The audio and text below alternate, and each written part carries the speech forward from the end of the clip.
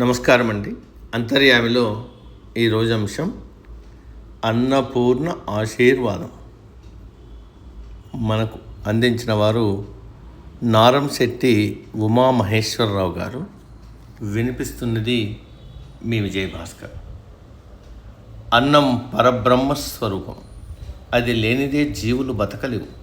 అందరి అవసరాలకు సరిపడేంత ఆహారం భూమి మీద ఉంది, కానీ చాలామందికి అది కంచం దాకా రావట్లేదు. అందువల్ల అన్నార్థుల ఆకలి తీర్చే అన్నదానానికి మిగతా దానాల కన్నా విలువ, ఫలితం ఎక్కువ. అన్నదానాత్ పరం దానం న భూతం న భవిష్యతి అంది మహాభారతం. అన్నదానం కన్నా గొప్ప దానం గతంలో లేదని, భవిష్యత్తులో ఉండదని, జగత్తంతా అన్నం వల్లే నిలబడుతోందని ప్రబోధించింది. ఆహారం ప్రాధాన్యాన్ని గుర్తించిన పురాణాలు, ఉపనిషత్తులు దాన్ని వినియోగించాల్సిన తీరును వర్ణించాయి.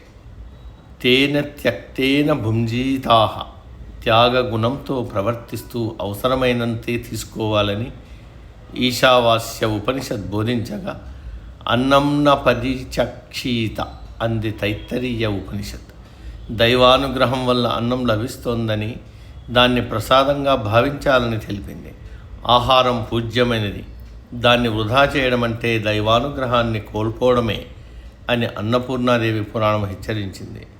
వామనుడికి అతిథి మర్యాదలు చేస్తూ హరులో రత్నములో రథంబులో విమృష్టాన్నంబులో ఏమి కావాలన్నా ఇస్తానని బలిచక్రవర్తి చెప్పినట్టు భాగవతంలో ఉంది.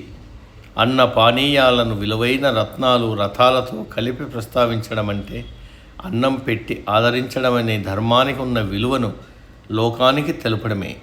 సనాతన ధర్మం నేర్పిన గొప్ప సంస్కారం అతిథి అభ్యాగతులను ఆదరించి ఆకలి తీర్చడం. దాన్ని పాటించలేకపోతున్నామని తమతో అరణ్యాలకు వచ్చిన వారి ఆకలి తీర్చి తృప్తిపరచలేకపోతున్నామని వాపోయిన ధర్మరాజుకు సూర్యారాధన చేస్తే ప్రయోజనం ఉంటుందని సూచించాడు. పురోహితుడు దౌమ్యుడు భక్తితో సూర్యుణ్ణి మెప్పించి పొందిన అక్షయపాత్ర ప్రభావంతో పాండవులు ఎందరికో ఆకలి తీర్చారు. అన్నదానంలోని ఆనందాన్ని అనుభవించారు. అతిథులకు త్యాగబుద్ధితో వడ్డించినప్పుడే తగిన ఫలితం ఉంటుందని తెలిపే కథ అశ్వమేధ పర్వంలో ఉంది.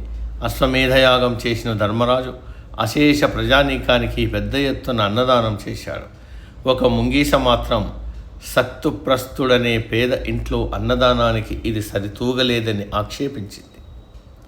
అక్కడి అతిథి చేతులు కడిగిన నీటిలో పొర్లితే తన దేహంలో సగం బంగారుమయమైందని, ఇక్కడ మిగతా సగం అలా కాలేదని చెప్పింది.